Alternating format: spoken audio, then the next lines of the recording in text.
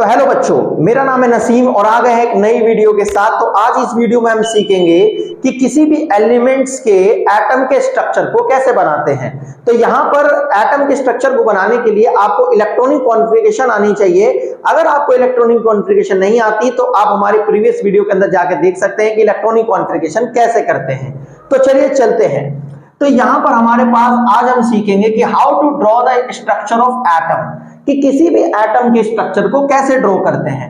तो for example मैंने यहां पर एक एग्जांपल लेके समझाने की कोशिश की है। तो ऑक्सीजन हमारे 8 नंबर पर आता है। अगर हम इसका इलेक्ट्रॉनिक डिस्ट्रीब्यूशन करेंगे तो पहली शेल में बच्चों कितने आएंगे? 2 आएंगे।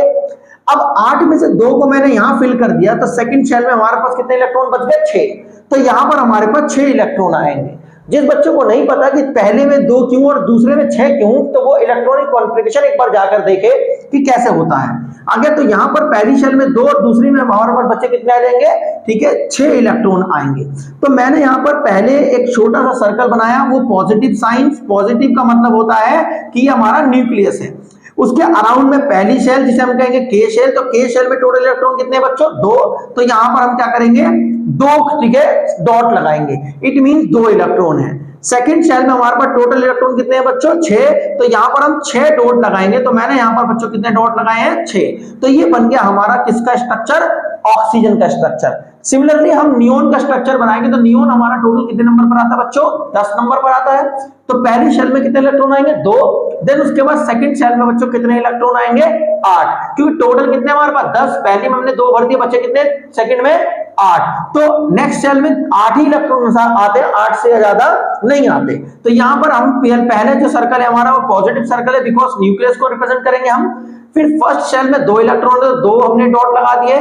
सेकंड शेल में हमारे पास 8 इलेक्ट्रॉन है तो हमने क्या करे? 8 डॉट लगाए। 1 2 3 4 5 6 7 और एक हमारा 8। ठीक है बच्चों। देन उसके बाद क्या करेंगे? हमारा कार्बन है।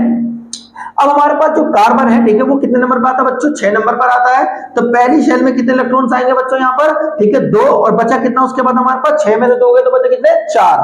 तो 4 इलेक्ट्रॉन नेक्स्ट वाली शेल में होंगे।